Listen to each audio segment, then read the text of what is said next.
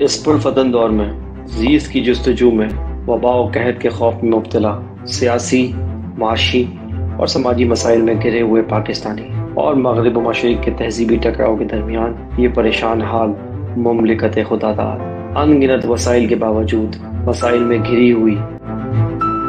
आखिर हकाइक हैं क्या?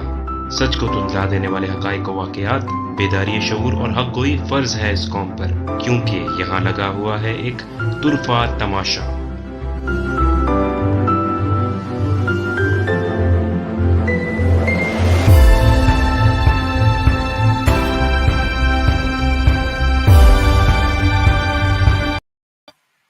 बिस्मिल्लाहिर्रहमानिर्रहीम। अस्सलाम वालेकुम। मेरा नाम है अहमद जलील और आप देख रहे हैं तुरफ़ा तमाशा की एपिसोड नंबर 17। आज है 21 मार्च 2021 और प्रोग्राम में आगे बढ़ने से पहले मैं वेलकम करना चाहूँगा हमारे एनालिस्ट सैयद सलमान शाह को अपने शो में। अस्सलाम वालेकुम सलमान भाई, वेलकम टू द शो।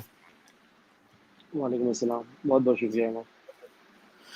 जी जनाब, तो आज हम बात करेंगे, अपने शो का आगाज़ करेंगे जियो पॉलिटिक्स और जियो इकनॉमिक्स के दरमियान जो एक पैराडाइम शिफ्ट हुआ है और उसकी जो पूरी दुनिया में उसकी जो जिसे देखा जाए कि पूरी दुनिया में इसके नताइज हैं, साथ साथ पाकिस्तान पे इसका क्या इम्पैक्ट है, इस हवाले से हम आपसे बात करना चाहेंगे। सलमान भाई, थोड़ा सा बताइएगा कि पूरी दुनिया की सूरत हाल जो है वो आप देख रहे हैं पेंडेमिक के हवाले से भी और वैसे भी मईशत के ऊपर मामला जो है बड़े ख़राब चल रहे हैं और दुनिया की बड़ी बड़ी मईशतें जो है वो हिल गई हैं और साथ में जो है जियो पॉलिटिक्स से हट के अब जो है ना जियो इकोनॉमिक्स के ऊपर चली गई हैं चीज़ें।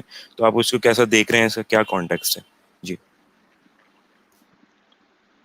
हाँ जी, जैसा कि आपने कहा अमन कि चीज़ें जो है ना वो जियोपॉलिटिक्स से जियोइकोनॉमिक्स की तरफ शिफ्ट हो रही है। ये जो पैराडाइम शिफ्ट हम विटनेस कर रहे हैं दुनिया में कि पहले जो बात होती थी वो जियोपॉलिटिक्स से रिलेटेड होती थी और ज़्यादातर फोकस जो है वो जियोपॉलिटिकल होता था। अब वो शिफ्ट हो रहा है, पैराडाइम शिफ्ट हो रहा है जो है वो जियो इकोनॉमिक्स की तरफ, मतलब जो वायबल इकोनॉमीज़ हैं दुनिया की, ठीक है? उनके पास जो डिसीजन मेकिंग पावर है वो ज़्यादा से ज़्यादा अब आपको देखने को मिलेगी। इसकी वजह ये है कि वो इकोनॉमिक तौर पर एम्पावर्ड है। जब वो इकोनॉमिक तौर पर इंडिपेंडेंट है, एम्पावर्ड है, सेल्फ सफिशिएंट है, तो वो बेटर पॉलिटिकल डिसीजन भी ले पाएंगे। तो ये बेसिकली इसका पूरा थीम है कि मानना ये है, पंडित्स हैं दुनिया के जो एनालिस्ट हैं दुनिया के टॉप, वो ये कह रहे हैं कि अब ये जो शिफ्ट आया है पैराडाइम शिफ्ट, ये जियो पॉलिटिकल से लेके अब ये जियो इकोनॉमिक की तरफ जा रहा है। और उसकी वजह वो ये बता रहे हैं कि जो कंट्रीज इकोनॉमिक तौर पर वाइबल हैं, सेल्फ सफिशिएंट हैं, सेल्फ डिपेंडेंट हैं, वो ज़्यादा अच्छी कंडीशन में है, ज़्यादा बेटर कंडीशन में है कि वो अपने फैसले जो है वो इंडिपेंडेंटली ले सकें। तो इसके पीछे थीम ये है। अब मैं आपको एक और बात बताता हूँ कि पाकिस्तान पे इसका इम्पैक्ट क्या होगा वो हम आगे बात करते हैं। इसी हफ्ते ये जो हम बात कर रहे हैं, जो पिछले हफ्ते इस्लामाबाद में एक डायलॉग हुआ, जो क्या है सिक्योरिटी डायलॉग के नाम से, इस्लामाबाद सिक्योरिटी डायलॉग के नाम से जो है वो डायलॉग हुआ। उसमें इंटरनेशनल और नेशनल हमारे लेवल के जितने भी हमारे एनालिस्ट थे, इंटरनेशनल रिलेशंस के और बाकी जो लोग थे जो पाकिस्तान को देख रहे हैं और मजबूरी इसकी जियो पॉलिटिकल सिचुएशन और जियो इकोनॉमिक सिचुएशन देख रहे हैं, उन सब ने तकरीबन ने पार्टिसिपेट किया वहाँ पे और एक ज़बरदस्त ग्रैंड डायलॉग हुआ। और क्रेडिट गोज टू मोईद, जो कि NSA हैं पाकिस्तान के, नेशनल सिक्योरिटी एडवाइजर। उनको पूरा क्रेडिट जाता है कि उन्होंने इस ज़बरदस्त किस्म का जो है वो ये डायलॉग जो है वो मुनक़िद कराया इस्लामाबाद में। देखिए, इस तरह की कॉन्फ्रेंस की आपको ज़रूरत है। जब बैठ के आप डायलॉग होगा और आपके पास जो आपकी जो सिविल जो है वो आपकी जो सिविल मिलिट्री डिवाइड की हमेशा बात होती है कि सिविल मिलिट्री डिवाइड है, ये है वो। तो आपकी जो सिविलियंस जो है वो सिविल सोसाइटी जब वो पार्टिसिपेट करेगी इस तरीके से सिक्योरिटी डायलॉग्स में और जियो पॉलिटिक्स में और जियो इकोनॉमिक्स में, तब आपको पता लगेगा कि असल कंसर्न्स जो हैं वो सिविलियंस के क्या हैं, वो क्या एक्सपेक्ट करते हैं और पाकिस्तान को कैसे देखना चाहते हैं। हमेशा हमारे यहाँ जब सिक्योरिटी डायलॉग होता है तो बात हमेशा ये होती है कि अस्करी क़यादत बैठती है और बात हो जाती है। इस दफ़ा ये हुआ है कि आपके जो यूनिवर्सिटी खासतौर पर अकेडमिया जो है आपका, वो जुड़ा है इससे और ये की चीज़ है। जब आपका अकेडमिया यानी इंटरनेशनल रिलेशंस के प्रोफेसर्स, एनालिस्ट, मुख्तलिफ आपके जो वॉक ऑफ लाइफ से ताल्लुक़ रखने वाले जो एनालिस्ट हैं और अकेडमिया है, जब वो जुड़ेगी और जब वो बात करेगी आपकी सिक्योरिटी पर, जियो इकोनॉमिक्स पे, जियो पॉलिटिक्स पे, तब जाके जो है वो अस्करी क़यादत को भी पता लगेगा कि यार रियल कंसर्न्स हैं क्या? क्योंकि वो एक अपने एक जो है वो डोमेन में चीज़ें देख रहे होते हैं। तो उनको पता होता है कि यार उनकी अप्रोच जो है वो बड़ी डायरेक्ट अप्रोच होती है जब आप बात करते हैं when it comes to security and defence. लेकिन जब आप ये देखेंगे कि अब जो है वो इंफॉर्मेशन वॉरफेयर के ज़माने में सिर्फ़ आपको सरहद पर बंदूक लेके नहीं खड़ा होना, आइडियोलॉजिकल जो वॉरफेयर आपके ऊपर जो है मुसल्लत की हुई है दुनिया की जो पावर्स हैं, उसमें ज़रूरी है कि आपकी जो सिविल सोसाइटी है वो उसका पार्ट बने और उसको पुश बैक करे। याद है हम जब स्टार्ट कर रहे थे तुरफा तमाशा, तो ये पूरी टीम थी, हमने उस वक्त भी आपको डिस्क्राइब की थी कि यही थीम है कि जी, बिल्कुल। आप एक लाइक माइंडेड लोगों का एक ऐसा पूल बनाए जो कि जो है सिविलियंस हो, और अगर कोई मिलिट्री से ज्वाइन करना चाहे तो welcome.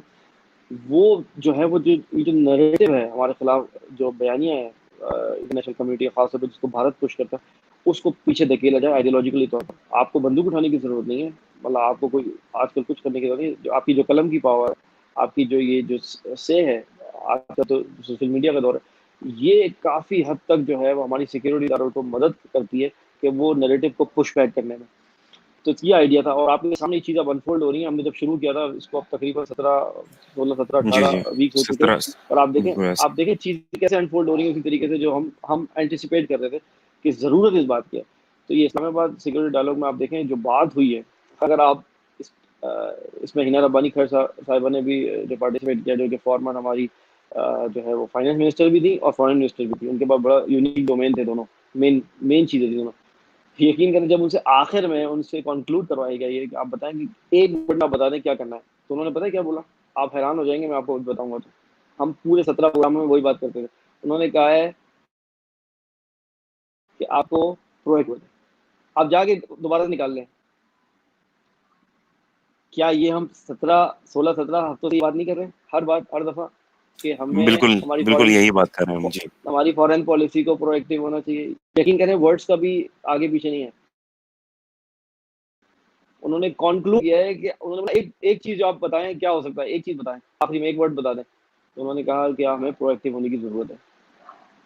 Now it vindicates our stance. We have been saying this for बिल्कुल ऐसे। 16 और 17 weeks, okay. Now it vindicated. तो ये आप देख लें, आप जाके देख भी लीजिएगा उन्होंने क्या कहा है। बहरहाल, तो ये जब आप सिविलियंस इन्वॉल्व होंगे, ठीक है ना, और इस जंग में, इस वॉरफेयर की जंग में, और जो पाकिस्तान की जो नैरेटिव बिल्डिंग है इसमें जब वो शरीक होंगे ना, तो कॉम्प्रिहेंसिव जो है ना रिबटल तैयार होगा। जो हमारे खिलाफ जो प्रोपेगेंडा किया जा रहा है उसके खिलाफ जो आप जो काउंटर प्रोपेगेंडा करेंगे या जो काउंटर करेंगे उसको, वो कॉम्प्रिहेंसिव जब होगा जब सिविलियंस जो है ना वो हैंड बाय हैंड जो है वो मिलिट्री क्यादत के साथ खड़े होंगे, इस पूरे नैरेटिव को जो हमारे खिलाफ किया जा रहा है उसको पुश बैक करने के। और इसी सिलसिले के करिए, मैंने आपको बताया है कि मोहित को बहुत ज़्यादा जो है ना वो क्रेडिट जाता है, जो एनएसए है आपके।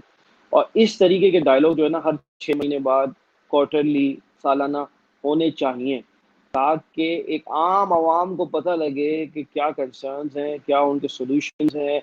हमारी जो अकेडमियाँ हैं वो क्या सॉल्यूशन दे रही है, जो हमारी मिलिट्री क्यादत है वो क्या सॉल्यूशन दे रही है, उनमें ओवरलैपिंग जगह कहाँ पर है, दोनों मर्ज कर रहे हैं, जहाँ पे दोनों के जो थॉट्स हैं वो कन्वर्ज कर रहे हैं, वो आपको करने की ज़रूरत है। और अगर आप डायलॉग का लुब्बे लुभाव निकालें तो वो यही है कि आप प्रोएक्टिवली जो है एक्ट करें, और पाकिस्तान को इतना अपने आप को बिलिटिल नहीं चाहिए जितना वो अपने आप को समझ रहा है, और जितनी पेसिमिस्टिक पॉलिसी लेके चला है। पाकिस्तान को थोड़ा सा एग्रेसिव डिप्लोमेसी की ज़रूरत है, पाकिस्तान का प्रोएक्टिव होने की ज़रूरत है। और पाकिस्तान को सिर्फ, यकीन करें एक और बात मैं आपको बताऊँ जो हमारी विंडिकेट हुई है, उन्होंने सब ने ये बात कही मजमूई तौर पे कि हमें सिर्फ चाइना पे डिपेंड नहीं करना चाहिए। यानी हम, हमारा एक ही दोस्त है, या ये आपको याद है हम कब से बोल रहे थे कि दोस्त अच्छी बात है, लेकिन हमें रीजनल अप्रोच लेनी चाहिए, हमें रीजन में भी दोस्त ढूंढने चाहिए, हमें और दुनिया में भी ढूंढने चाहिए, हमें मुस्लिम वर्ल्ड में भी अपने जो दोस्त हैं उनको और करीब करना चाहिए। हम बात कर रहे थे रीजनल अप्रोच की, और करीब होना चाहिए, और सिर्फ एक दोस्त पर रिलाई नहीं करना चाहिए। ठीक है वो बहुत अच्छा दोस्त है हमारा, लेकिन अगर आप अपनी तमाम अंडे एक ही बास्केट में रख देंगे, और खुदा ना खास्ता जो हमारे यहाँ जो फाइनेंस और इकोनॉमिक्स में कहते हैं कि अगर वो बास्केट टूट गई तो आप तबाह हो जाएंगे। तो मसला ये है कि आपको एग्ज़ैक्टली अपने ऐसे। अंडे सारे एक बार, तो आपको जो अपने अपने जो दोस्त हैं ना, जो ऑलरेडी आपके जो आपसे आपको एडमायर करते हैं, उनको आपको फ्रेंडशिप वाले स्टेटस पे ले जाना है, और जो फ्रेंड्स हैं उनको और उससे मजबूत करनी है फ्रेंडशिप। और मुस्लिम वर्ल्ड में आपके पास बहुत वैक्यूम है, बहुत आपको काम करने की ज़रूरत है। आपको जो रीजन है अपने पड़ोस में बहुत ज़्यादा करने की ज़रूरत है। बहुत ज़्यादा लोग आपको जो है ना वो एडमायर करते हैं, और आपको करीब होने की ज़रूरत है। तो आप ये सब कुछ कर सकते हैं, लेकिन वही वाली बात है, इनिशिएटिव लेना पड़ेगा, मुश्किल डिसीजन लेने पड़ेंगे, ठीक है ना। 3 साल हो चुके हैं, 2 साल रह गए हैं।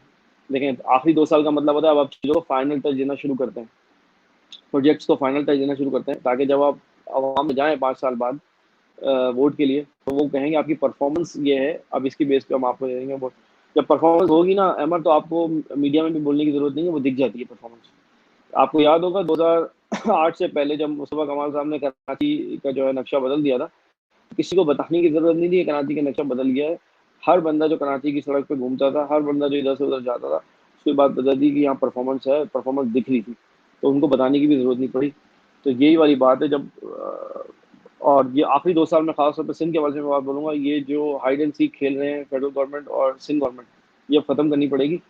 और ये बहुत हो गया हाइड एंड सीक, और अब रियल परफॉर्मेंस दिखानी पड़ेगी फील्ड में। अगर आप नहीं दिखाएंगे तो यकीन करिए, आप जो अपनी जो इलेक्टोरल विक्ट्री है जो आपने कराची और अर्बन सिंध से हासिल की थी, वो रिवर्स हो जाएगी अगले वाले इलेक्शन में, और कोई और फोर्सेज जो है वो उस वैक्यूम को फिल कर लेंगे। तो ये बात इमरान खान को भी समझनी चाहिए।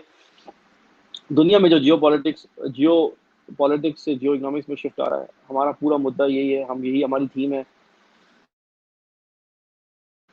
कि आपको माशी तौर पर अपने आप को बहुत ज़्यादा स्ट्रॉन्ग करने की ज़रूरत है। अगर आप माशी तौर पर बहुत ज़्यादा स्ट्रॉन्ग हैं, तो आप जो है वो बहुत तगड़े जो है वो सियासी जो है वो डिसीजन भी ले सकेंगे, पॉलिटिकल डिसीजन भी ले सकेंगे। लेकिन अगर कमज़ोर रहे माशी तौर पर, तो आपकी जो सियासत भी है, सियासी फैसले भी हैं, वो भी कॉम्प्रोमाइज़ हो जाएंगे, जो कि होते हैं। हमारी फॉरेन पॉलिसी को जो हमारे जो पंडिट्स हैं दुनिया के, वो इस तरह डिफाइन करते हैं कि जो पाकिस्तान की जो फॉरेन पॉलिसी है, वो बेसिकली मरून मिन्नत है चंद ममालिक की, जिसमें अमेरिका एक है, सऊदी अरब एक है, और बाकी ऐसे ममालिक हैं चंद जिनके मैं नाम ले सकता हूँ आपको, जिनके इन्फ्लुएंस में हम चलते हैं। हमें ये कंस्ट्रेंट्स, ये बेड़ियां अपने पाँव से निकाल के फेंकनी पड़ेंगी, इंडिपेंडेंटली सोचना पड़ेगा। लेकिन वही वाली बात है, जब आप मकरूज होते हैं तो आप इंडिपेंडेंट फैसला नहीं ले सकते। मैंने आपको पहले भी बताया था, IMF, वर्ल्ड बैंक, उस ट्रैप से आप जब तक नहीं निकलेंगे, और उसका ट्रैप से आप जब निकलेंगे जब आप एक वाशी पॉलिसी यानी इकोनॉमिक पॉलिसी बनाएंगे, जाहिर सी बात है उसका इफेक्ट चंद महीने और 1 साल में नहीं आएगा। भले आप चंद साल ले लें, लेकिन आप एक रोड मैप तो दें, ताकि आवाम को पता लगे कि हम आहिस्ता आहिस्ता IMF की करते थे कि हम बाहर आ रहे हैं। जैसे जैसे हम बाहर आएंगे, आपको नजर आएगा कि हमारी जो पॉलिसियाँ हैं और हमारे जो फैसले हैं वो आज़ादाना हुआ करेंगे। और इमरान खान ने इसकी जो है वो बुनियाद तो डाल दी है, लेकिन इसमें काफ़ी टाइम लगेगा। और मैं आपको फिर बता रहा हूँ, उनकी जो करीब की टीम है, उनको पहले उसमें उसको रीशफल करना पड़ेगा। खासतौर पर मैंने आपको बता दिया है, हम पिछले प्रोग्राम में कह चुके हैं, हाफिज शेख साहब टाइप के लोग जो हैं, उन पे ये शुबा है कि वो इकोनॉमिक हिटमैन है, वो अपना काम करके चले जाएंगे, ट्रैप करके चले और जाएंगे। आपने जब ये बात बोली थी सलमान भाई, तो उसके बाद ही जो है वो न्यूज़ के ऊपर मैंने एक टिकर फ्लैश होते हुए देखा कि काबीना में जो है वो रद्द-बदल के जो है काफ़ी ज़्यादा इम्कानात हैं मौजूद। तो आई होप कि जो है हमारी हुकूमत जो है इसी तरफ जाए, और ये चीज़ें ज़रूरी हैं क्योंकि टाइम अब बिल्कुल बचा नहीं है, और अगर टाइम नहीं है तो इसका मतलब ये है कि आपको चीज़ें जो है वो मल्टीप्लाई बाय 100 करके जो है ना वो उसकी स्पीड बढ़ा देनी पड़ेगी, और चीज़ों को जो है वो देखना पड़ेगा। जी। नहीं, बहुत सारे हमारे दोस्त अहबाब हैं जो हमें फीडबैक भी आता है इस प्रोग्राम का, उसमें वो लोग ये बोलते हैं कि आप जो थ्रेट एनालिसिस करते हैं और ये बताते हैं कि ये खदशात हैं, तो मैं उनको हमेशा ये बोलता हूँ कि आप अगर एक कॉर्पोरेट में भी जाते हैं ना, तो वहाँ पे एक SWOT एनालिसिस होता है, ठीक है ना, स्ट्रेंथ, वीकनेस, अपॉर्चुनिटी, थ्रेट। तो कॉर्पोरेट में अपॉर्चुनिटी भी कोई ये बिल्कुल। नहीं बोलता कि भाई, हाँ, तो कॉर्पोरेट में भी कोई ये नहीं बोलता कि भाई हम सिर्फ स्ट्रेंथ है और हमारी जो है वो अपॉर्चुनिटी है, बाकी थ्रेट और वो नहीं है। नहीं, थ्रेट और वीकनेस नहीं है, बल्कि आपको चारों चीज़ें बताई जाती हैं। इसलिए बताई जाती हैं कि आप मतलब भला चाह रहे होते हैं। अगर आप 2 चीज़ें बताएँगे ना, और थ्रेट और वो नहीं बताएँगे वीकनेस, तो आप जो है वो डिससर्विस कर रहे हैं उस कॉर्पोरेट के साथ, उस ऑर्गेनाइज़ेशन के साथ। तो हमारा काम ये नहीं है, हम कर सकते हैं PPP जो हम कहते हैं, पॉजिटिव प्लेजेंट फ्लैग फैक्ट्स बता के आपको आगे बढ़ सकते हैं कि भाई ये हो गया, ये हो गया, अच्छा हो गया, अच्छा हो गया। हम बता के आगे बढ़ सकते हैं, और हम बताते भी हैं बाय द वे। हमारी हमारी प्रोफाइल्स आपको पता है, चाहे हम फेसबुक पे हों, ट्विटर पे हों, हम सारी चीज़ें जो पॉजिटिव होती हैं पाकिस्तान के बारे में, हम वो शेयर भी करते हैं, उस पे कमेंट्री भी करते हैं, और उसको आगे भी बताते हैं कि उसका इफेक्ट क्या होगा, पाकिस्तान के लिए कितना पॉजिटिव होगा, वो सभी बताते रहते हैं। पर हैविंग सेड दैट, आपको पूरा शॉर्ट एनालिसिस बताना पड़ेगा। आपको ये भी बताना पड़ेगा कि पॉजिटिव क्या हो रहा है, और आपको ये भी बताना पड़ेगा कि हम गलत कहाँ जा रहे हैं, क्योंकि अगर हम गलत की निशानदेही नहीं करेंगे, तो हम आगे जाके जो है वो खड्डे में गिर जाएंगे। हमें पता है हम गिरते आए हैं, पिछले अदवार में तो 30 अच्छा साल में है हमने का क्या नारा किया। जो है वो बहुत ज़्यादा नुकसानदेह होता है। बिल्कुल ऐसे ही है। जी, एग्जैक्टली। और हमारा बीइंग एन एनालिस्ट, हमारा ये काम होता है कि हम एनालाइज करें। हम ये नहीं बताएं कि हम नरेट कर दें, सिर्फ फैक्ट्स जो है नरेट कर दें। नरेट करना हमारा काम नहीं है, हमारा है कि बिटवीन द लाइंस हम चीज़ों को रीड करें और आपको बताएं कि ये खदशात है और ये हो सकता है। देखिए, जो जो हम खदशात का इज़हार कर रहे हैं, क्या वो नहीं है, वो वैसे का वैसे ही आपको अनफोल्ड होता हुआ नजर आता है फिर आगे, कि वो ही हो रहा है, उसी तरीके से हो रहा है। हम फिर वो कह रहे हैं, एक दफ़ा रीट्रेट कर रहे हैं इस बात को, कि इमरान खान के इर्द गिर्द जो लोग जमा हैं, वो उनको बहुत ट्रिवियल मसलों में जो है वो उलझा के रखे हुए हैं। अभी आपने देखा सेनेट वाला मामला, देखा 15-20 दिन ज़ाया हो गए। अब आगे हम बढ़ते हैं अभी बात। और उसके बाद आप देखें उनसे वो तंदूर और जो है वो कोई भूखा नहीं सोएगा स्कीम, और इस तरीके से वो इसमें ट्रिवियल मामले में लगा। देखें ये बात मामला जैसे है कि इमरान खान साहब जो ना फ्लैश में कर सकते हैं ये काम, ये 1 घंटे का काम है उनका, ठीक है ना। जो काम करने का है ना, जो हरक्यूलियन टास्क है, जो पॉलिसी मेकिंग, जो लेजिस्लेशन का काम है, वो वहीं का वहीं जो है वो सर्द खाने में पड़ा हुआ है, वो कोल्ड स्टोरेज में पड़ा हुआ है। उसको आपको करना पड़ेगा, आपको लेजिस्लेशन करनी पड़ेगी। पॉजिटिव बात इस हफ्ते एक और हुई है, फरूक नसीम साहब जो है लॉ मिनिस्टर,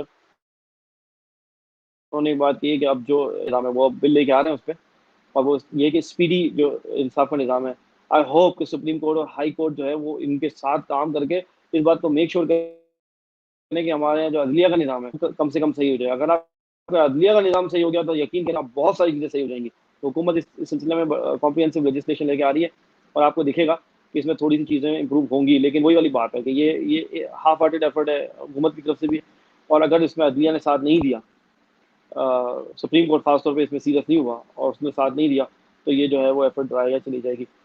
तो पाकिस्तान को इकोनॉमिक तौर पर वाइबल होना बहुत ज़रूरी है। दुनिया शिफ्ट हो रही है जियो पॉलिटिक्स से जियो इकोनॉमिक्स की तरफ। आप माशी तौर पर आज़ाद होंगे, माशी तौर पर जो है आप सेल्फ सफिशिएंट और सेल्फ डिपेंडेंट होंगे, तो आप ज़्यादा आज़ादाना और ज़्यादा ब्रेव और बोल्ड फैसले ले सकेंगे पॉलिटिकली भी। तो ये हमारा मानना है। पाकिस्तान के पास एक ही की है कि पाकिस्तान को अपने आप को माशी तौर पर स्ट्रॉन्ग करना पड़ेगा। मोटी मोटी बातें पिछली दफ़ा भी हमने बात की, कुछ मईशत के मामला पे, इन्फ्लेशन पर खासतौर पर बात की थी हमने। इस दफ़ा हम आपको कह रहे हैं आपको अपनी एक्सपोर्ट्स बढ़ानी पड़ेगी। आप कब तक रेमिटेंसेस पे जो है वो डिपेंड करके रहेंगे? ये वो इंडिपेंडेंट पाकिस्तान नहीं है जो अपनी मेहनत करके बेचारे बाहर चले गए और वहाँ से पैसे भेजते हैं। हुकूमत का इसमें कोई रोल नहीं है, हुकूमत का आगे बराबर भी रोल नहीं है उनको फैसिलिटेट करने में, बल्कि बेचारे जा रहे होते हैं तो जाते जाते भी प्रोटेक्शन के नाम पे पैसे ले लेते हैं, और एयरपोर्ट टैक्सेस के नाम पे उनसे पैसे ले लेते हैं। मतलब कोई फैसिलिटेशन तो है नहीं, उल्टा जो है वो उनको जो है वो बिल्कुल जाते जाते भी जो है ना उनको जो है वो काटते हुए निकालते हैं कि भाई ये पैसे काट दो, आप उनके ये वाले पैसे काट लो एयरपोर्ट टैक्स के नाम पे। इतना एयरपोर्ट टैक्स है, आप कम कब जो टिकट है उसका एक जो है वो सिग्निफिकेंट पार्ट आपका एयरपोर्ट टैक्स है। इस तरीके से प्रोटेक्शन के नाम पर गरीब मजदूर जा रहे होते हैं, उनको 8,000 6,000 का प्रोटेक्शन बनाना जरूरी है। उनके पास पैसे इतने लिमिटेड होते हैं, फिर भी उनको जाते जाते प्रोटेक्शन बनाना जरूरी है। तो ये बहुत सारी चीज़ें ऐसी हैं जिनको रिवाइज करने की जरूरत है। आप कब तक बिलीव करेंगे? और दूसरी बात ये है कि आप अपनी कब तक एक्सपोर्ट्स को उसी पे रखेंगे। पाकिस्तान जितने हजम का मुल्क हो, इतने बड़े वॉल्यूम का मुल्क हो, और उसकी जो है वो एक्सपोर्ट जो है तो वो रेमिटेंसेस के बराबर है, यानी मतलब 23 से 25 बिलियन के उससे ऊपर जा ही नहीं रही ना। तो वो आप कब तक इस तरीके से करेंगे? आपको एक्सपोर्ट जो है कम से कम 50 बिलियन पे होनी चाहिए। कैसे होनी चाहिए? आप कैपिटल गुड्स बनाएं। आप क्यों रॉ कॉटन भेज देते हैं बाहर? मैं आपको अभी अजीब मजे की बात बताऊं, जो दुनिया के बड़े बड़े ब्रांड हैं, मैं जब ओवरसीज होता था तो मैं वहां पे जब खरीदारी करता था, जब मैं लेबल देखता था मेड इन पाकिस्तान, मैं बोलता था यार पाकिस्तान में तो ये चीज़ नहीं मिलती जब हम होते हैं। तो आपके यहाँ बायर बाहर से पकड़ पकड़ के गारमेंट्स की अगर आप बात कर लें, बाकी चीज़ों की, लेदर की बात कर लें, बाकी आपके यहाँ वो बाहर से बाहर पकड़ पकड़ के बड़े बड़े ब्रांड्स को हमारे यहाँ से इंडस्ट्रियल एरिया से जो है ना सब, लेकिन हम अपना ब्रांड नहीं बनाते, हम अपना ब्रांड नहीं बनाते, हम अपना नाम नहीं करते। तो ये सोच चेंज करने की जरूरत है, और इसमें जो है आपकी जो कमर्शियल जो आपका चैम्बर ऑफ कॉमर्स है उसका बड़ा रोल है जो वो अदा कर सकता है कि आप अपनी कम से कम अपनी ब्रांड तो बनाएं। मतलब आप दुनिया के टॉप ब्रांड्स को सर्व कर रहे हैं, वुड यू बिलीव इट? मतलब सारे टॉप ब्रांड्स में ना आपका नाम है, बिल्कुल ऐसे आपका, ही है। लेकिन आप अपना ब्रांड नहीं बनाते। अगर आप अपना ब्रांड बना के बेचेंगे ना अमर, तो फिर आप देखेंगे जो आपके जो जर मुबादला के ज़खायर हैं वो एकदम कैसे बढ़ते हैं, क्योंकि आपके पास जब डॉलर पोर इन शुरू होगा तो फिर आप देखेंगे आप कहाँ से कहाँ जाएंगे। और ये सिर्फ टेक्सटाइल और लेदर की बात नहीं है, बाकी चीज़ों में भी आप बहुत कुछ कर सकते हैं। आप कैपिटल गुड्स बनाने को ध्यान ही नहीं देते। दुनिया कहाँ चली गई? अभी तक आपके यहाँ मोबाइल फ़ोन बनाने की प्रॉपर फैक्ट्री नहीं लगी हुई, कार बनाने का असेंबली का प्लांट है आपके पास, कार नहीं बनती इधर। हमने JF-17 ब्लॉक 3 ब्लॉक 2 पे चले गए, मतलब ब्लॉक 2 ब्लॉक 3 बना लिया। हमने अल खालिद टैंक बना लिया, हमजा व्हीकल बना ली, लेकिन हमारी अपनी मेड इन पाकिस्तान कोई कार नहीं है जो यहाँ बनती हो। मतलब ये अजीब और गरीब बिल्कुल ठीक फैक्ट है कह ना, रहे हैं, बिल्कुल अजीब कैसे बात गैप्स है। हैं ये। और फिर जब आप इंपोर्ट करते हैं, जाहिर सी बात है जितनी कंपनियां यहाँ पे हैं, आपको पता है 3 कंपनियां उन्होंने अपनी मोनोपोली बनाई हुई है यहाँ पे, और वो चौथी कंपनी को आने नहीं देते। ये देखें आप, ये ऑब्स्टिकल है। कम से कम आप कंपटीशन होने दें, आने दें। लेकिन वो 3 कंपनी का नाम कौन है? मैं डिटेल में नहीं आना चाह रहा, वो नहीं आने देती। दूसरी बात, वो इतना हाई प्राइस करके रखती हैं व्हीकल्स का कि एक आम आदमी मिडिल क्लास अफोर्ड ही नहीं कर सकता। तो जब यहाँ से उसकी आपकी दस्तरस मिलिट्री में ही जो है, नहीं है वो वाली दस्तरस व्हीकल्स, में नहीं वो है, सारी लग्जरी। स्टिल स्टिल कार और व्हीकल जो है ना आपके मुल्क में अभी भी एक लग्जरी लग्जरी का आइटम है। मतलब ये ऐसा आइटम नहीं है आप डे टू डे लाइफ में आप यूज कर रहे हो आराम से, नहीं, ये आपके लग्जरी का आइटम समझा जाता है, इसलिए हाई प्राइस है। ऐसी गाड़ियां जो दुनिया में कहीं और चलती भी नहीं है वो यहाँ चल रही हैं, और इतनी ओवर प्राइस होकर चल रही है कि आपको बता नहीं सकता मैं। ठीक है ना? तो ये आपको ये अच्छा ये बताया, अब ये कौन करेगा? अगर ये हुकूमत नहीं करेगी इन चीजों को सीधा, तो और कौन करेगा? और इसमें सबसे ज्यादा रोल फेडरल गवर्नमेंट बिल्कुल का ये है। काम तमाम तर हुकूमत के ही काम है। बिल्कुल आप सही कह रहे हैं कि आप मुझे बताएं, फेडरल आपको हुकूमत का ही इसमें आप हमारे दोस्त बहुत सारे जो है ना सिविल मिलिट्री डिवाइड की वजह से होता है, और मिलिट्री जो है ना वो नहीं करता। अब इसमें बताओ मिलिट्री का कहाँ काम है इसमें? ये प्योरली सिविलियन डिसीजन है जो गवर्नमेंट लेना, और फेडरल गवर्नमेंट को लेना है। भाई ड्यूटी क्या रखनी है, इम्पोर्ट ड्यूटी क्या रखनी है, मतलब गाड़ियों के यहाँ प्लांट लगवाने हैं, और लगाने अगर तीन कंपनियां मोनोपोली बनाएंगी तो जो कंपनीज हैं क्या वो हुकूमत से बड़ी है, हुकूमत से ज्यादा पावरफुल है? नहीं है ना। अगर आपकी ब्यूरोक्रेसी में से उनको सपोर्ट कर रहे हैं, तो आप उनको उठा के फायर करें। हुकूमत वो हुकूमत है ये जिसके पीछे एस्टेब्लिशमेंट खड़ी हुई है। हम बार बार ये बात रीइटरेट करते हैं, वो अगर डिसीजन नहीं ले पा रही इस तरह के माफिया के खिलाफ, तो आप इकोनॉमिक तौर पे कैसे वाइबल होंगे? Hammer, this is the question mark, million dollar question ये है। आप कैसे फिर होंगे अगर आप इसे छोटे छोटे, जो हमारे यहाँ स्लैंग में कहते हैं, छोटे छोटे टुच्चों को आप जो है वो हैंडल नहीं कर पा रहे? तो आप किस तरीके से एक बड़े इकोनॉमिक डिसीजन की तरफ जाएंगे और अपने आप को इकोनॉमिक तौर पे वाइबल बनाएंगे? अगर इकोनॉमिक तौर पे वाइबल बनेंगे तो आप आजादाना जो है वो सियासी फैसले ले सकेंगे, जो कि दुनिया की हम शिफ्ट की बात करें तो जियो पॉलिटिक्स से जियो इकोनॉमिक्स की तरफ हो रहा है। तो ये काम जल्दी जल्दी करने वाले हैं। 2 साल रह गए। जो है हम काउंट डाउन इसलिए लेके बैठे हुए हैं क्योंकि हम चाहते हैं कि हुकूमत जो है कामयाब हो। ठीक है ना? बड़ी मेहनत के बाद 30 साल के बाद दो पार्टियों की बारियां लेने के बाद ये हुकूमत आई थी, और इमरान खान साहब जो है वो कन्वेंशनल पॉलिटिशियन नहीं थे। उनसे उम्मीदें ये थी कि वो अनकन्वेंशनल डिसीजन भी अनकन्वेंशनल लेंगे, ऐसे डिसीजन लेंगे कि जो पॉलिटिशियन नहीं लेते, यानी वो वेलफेयर के लिए डिसीजन लेंगे, आवाम के ख्याल के लिए रहेंगे। 2 साल रह गए उनको, अब जल्दी जल्दी करना होगा। बहुत सारी चीज़ों में बहुत सारा काम अभी करना बाकी है। तो हम एक सेंस ऑफ अर्जेंसी के तौर पर ये बात कह रहे हैं कि ये एक ग्लोबल शिफ्ट भी है जियो इकोनॉमिक्स की तरफ। तो आपको इस पे ध्यान देना पड़ेगा क्योंकि इसका डायरेक्ट इम्पैक्ट पाकिस्तान पे हो रहा है। जी, बिल्कुल आप सही कह रहे हैं। और इमरान खान साहब को जो है वो डिसीजंस ऑब्वियसली ऐसे लेने पड़ेंगे, अपने इर्द गिर्द के लोगों को देखना पड़ेगा, और साथ में ऐसे डिसीजन देने पड़ेंगे जिसका इम्पैक्ट जो है वो हम देख सकें। साथ साथ अब क्योंकि हमें दूसरे टॉपिक पे भी जाना है, लेकिन उससे पहले मैं प्राइम मिनिस्टर इमरान खान को उनकी सेहतयाबी के लिए दुआ गो हूँ, क्योंकि कल ही न्यूज़ आई है कि उनको वो कोरोना वायरस उनको हो गया है, उसकी तस्दीक हुई है। उनको और उनकी जो अहलिया हैं उन दोनों को, तो मेरी अल्लाह ताला से दुआ है कि अल्लाह ताला उन्हें जल्द से जल्द सेहतयाब फरमाए। कोरोना वायरस के हवाले से ही बात करते हैं। हमारा नेक्स्ट टॉपिक भी जो है वो सलमान भाई कोरोना वायरस के हवाले से ही है। तो आप क्या समझते हैं कि देखिए पिछले 1 डेढ़ साल से ये लहर चल रही है, बहुत सारे लोगों ने देखा भी, और नुकसान भी हुआ लोगों का, लोग जानी नुकसान बहुत ज़्यादा हुआ, इकोनॉमिक तौर पर बहुत सारे मुल्कों के ऊपर बहुत बहुत ज़्यादा इम्पैक्ट हुआ है। लेकिन ये चीज़ें चले जा रही हैं, अचानक इसकी वैक्सीन भी आती है। पहले तो तशखीस के ऊपर मैं उस दिन सोच रहा था कि आइडेंटिफाई हो गया कि यार ये एक वायरस है, अलग तरह का वायरस है, उसकी टेस्ट किट्स भी बन गई, और जो है फिर उसके बाद उसकी वैक्सीन भी आ गई। लेकिन अगर हम पास में देखें तो किसी भी एक बीमारी के लिए जो है वैक्सीन काफ़ी दिनों में बनती है, काफ़ी देर लगता है, टाइम लगता है उसके ऊपर। तो क्या ये किसी किस्म का धोखा तो नहीं है? कोविड-19 जो है वो किसी किस्म का धोखा तो नहीं है कि जिसकी वजह से वो पूरी दुनिया के ऊपर जो है वो कंट्रोल कर सकें? क्योंकि ये जो हलकों में, मुख्तलिफ हलकों के अंदर ये बात भी डिस्कस की जा रही है कि बहुत सारे लोग जो है इस पे बिलीव भी नहीं करते। बहुत सारे लोग कहते हैं कि ये जो है ह्यूमन मेड वायरस है और ये दुनिया को कंट्रोल करने के लिए है। और इसमें कितनी सच्चाई है ये आप ज़रूर बताइए। दूसरी चीज़, मेरा सवाल इसके साथ ये है कि इसके पाकिस्तान के ऊपर पॉलिटिकली और इकोनॉमिकली रिpercussions क्या हो सकते हैं? जी।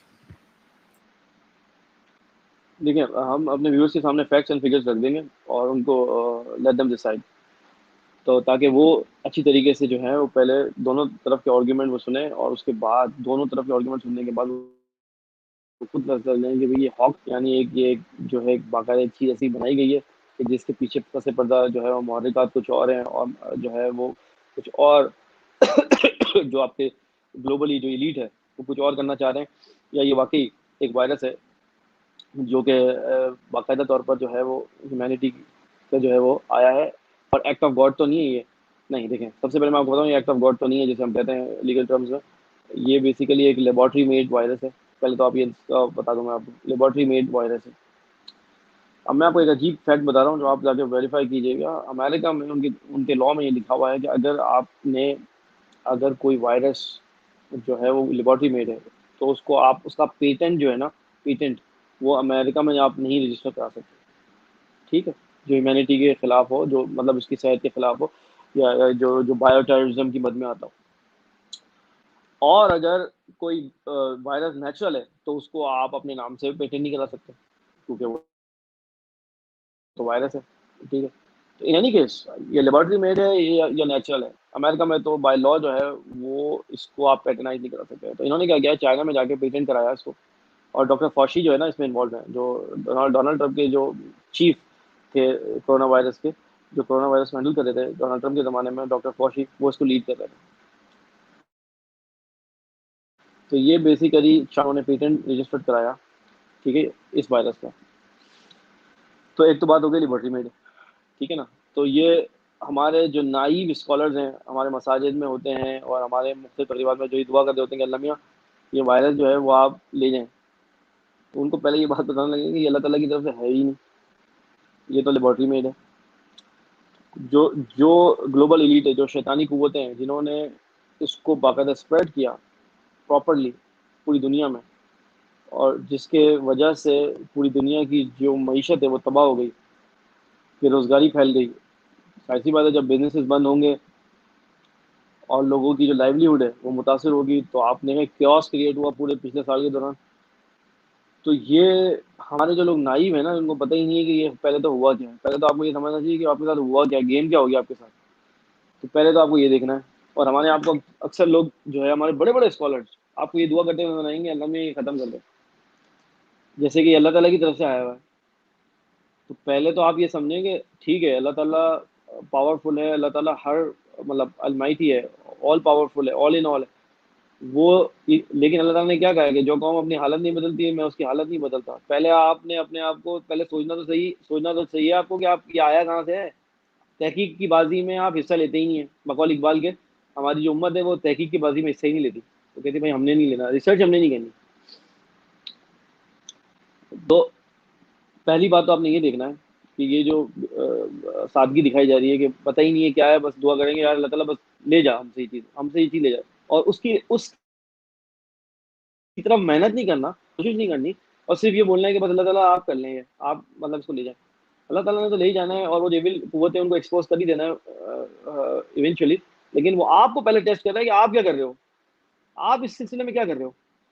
तो मैं उस पर आता हूँ। तो फिर ये क्वेश्चन ये है कि हॉक्स है कि नहीं है। देखें जो फैक्ट्स है ना वो इस तरफ मैं कॉन्स्पिरेसी थ्योरिस्ट की तरह साउंड करना नहीं चाह रहा अभी अहमद, लेकिन जो फैक्ट्स हैं वो इसी तरफ जा रहे हैं कि ये एक ग्लोबल एजेंडा है जो आप पे मुसल्लत किया गया। कोविड-19 के पहले केस से पहले ना, पहले जब केस आया था ना उससे 6 महीने पहले एक एजेंडा 21 के नाम से एक एक्सरसाइज हुई थी, एक सिमुलेशन हुई थी न्यूयॉर्क में, जिसमें बताया गया था कि अगर इस तरीके का कोई पेंडेमिक आ जाए तो उसको किस तरह निमटना है। उसमें बिल ठीक है ना, डॉक्टर फॉशी और इस तरह के लोग थे। ये पैंडेमिक शुरू होने के 6 हफ्ते पहले, मैं बता रहा हूँ, पैंडेमिक शुरू होने से 6 हफ्ते पहले, ये बात 2019 में, ये सारे ग्लोबल एलीट वहाँ बैठी थी न्यूयॉर्क में।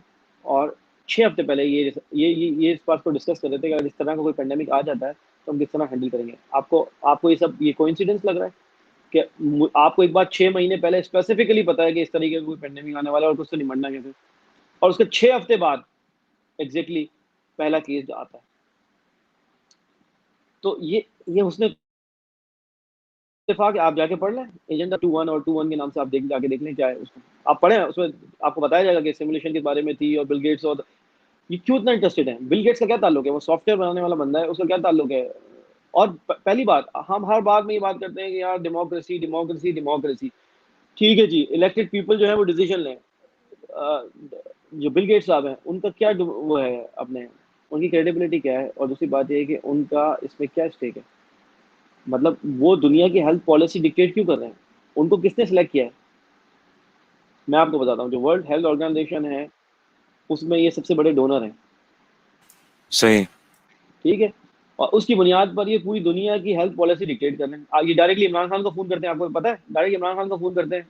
और पेंडेमिक पे, भाई आप सॉफ्टवेयर बनाने वाले बंदे हो, पूरी दुनिया को पता है आप सॉफ्टवेयर बनाने वाले बंदे हो, आपका ये बायोलॉजी से क्या ताल्लुक है, आपका वायरोलॉजी से क्या ताल्लुक है, इम्यूनोलॉजी से आपका क्या ताल्लुक है, आपका तो कोई ताल्लुक नहीं है। आपको मतलब किसने दिया ये डोमेन? और बाय द वे आप हर पूरा वेस्ट जो है हमें लेक्चर देते रहता है कि डेमोक्रेसी, आपको कौन सी बॉडी ने सिलेक्ट किया है इस काम करने के लिए?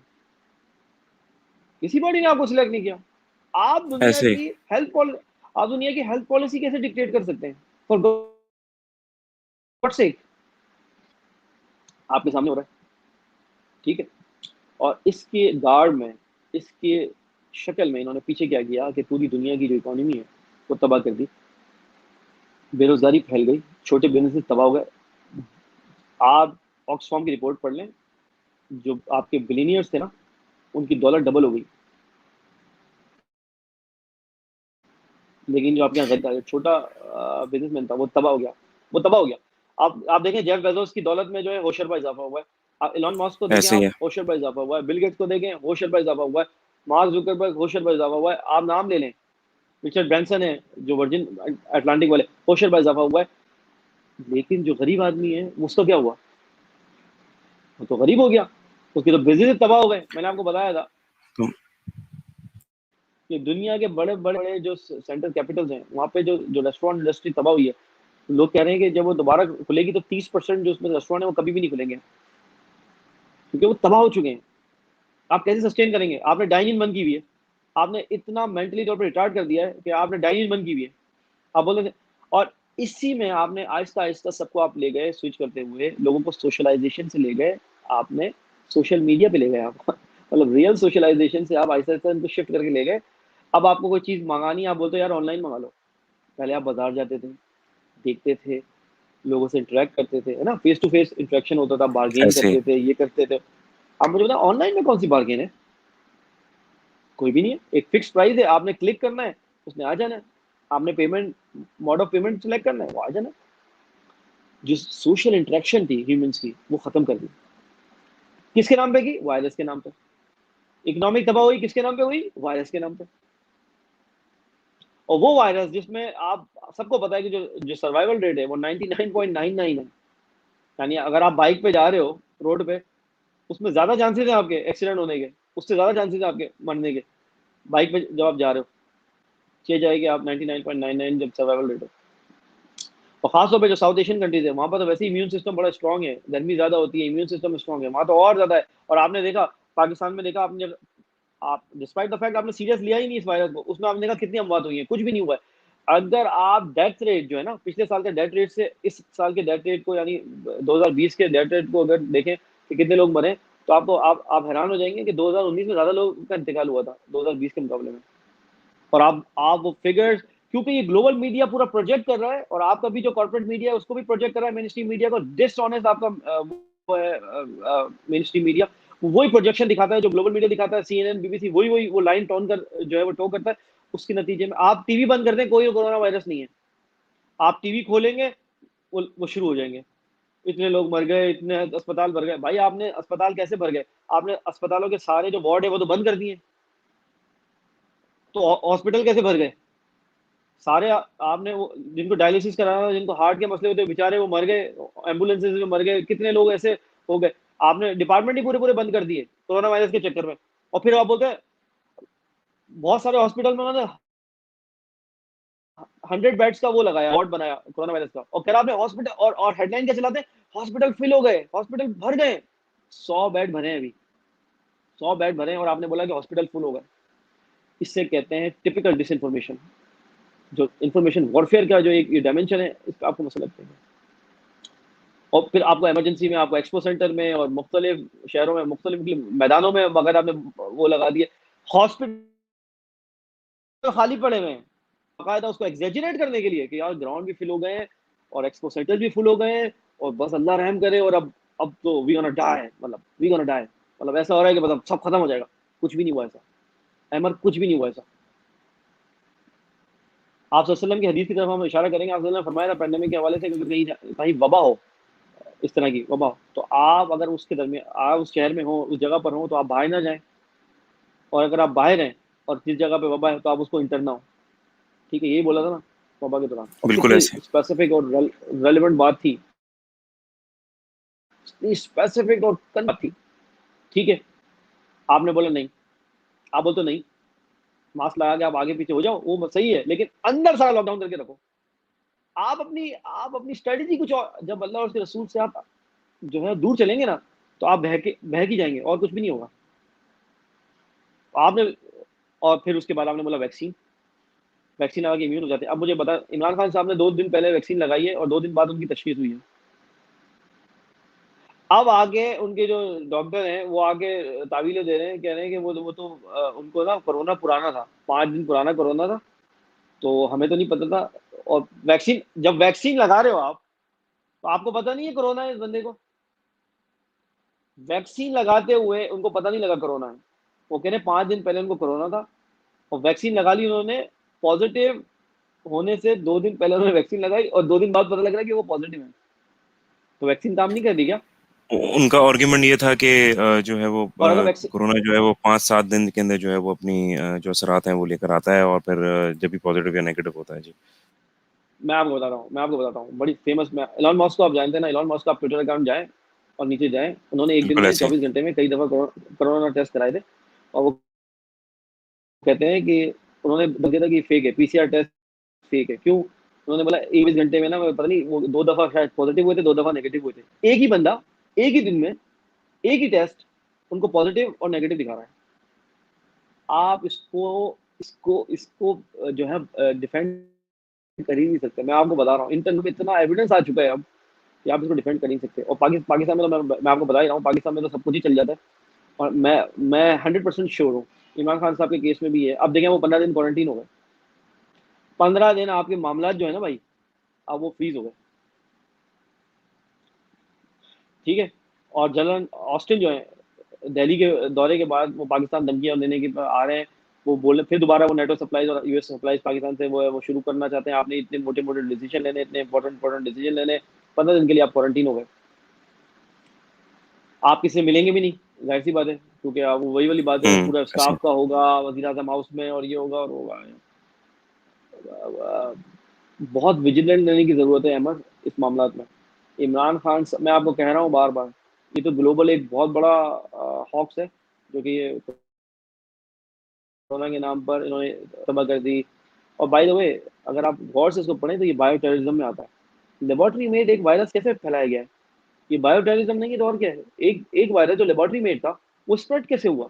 किसी ने पूरा प्लान करके उसको बाकायदा मुख्तलिफ जगहों पर अदवार में रखकर उसको बाकायदा स्प्रेड होने दिया ना। पहले पहले आप बोलते हैं मास्क लगाएं जरूरी है, फिर आप बोलते हैं, फिर डब्ल्यूएचओ का रिप्रेजेंटेटिव आके बोलता है कि जो एसिम्टोमेटिक लोग हैं, जिनको सिम्टम नहीं है, उनको लगाना जरूरी नहीं है। ये क्या है? ये सब कंफ्यूजन है। मास्क लगाते हैं आप, तो आप अपनी ही कार्बन डाइऑक्साइड दोबारा इनहेल करते हैं।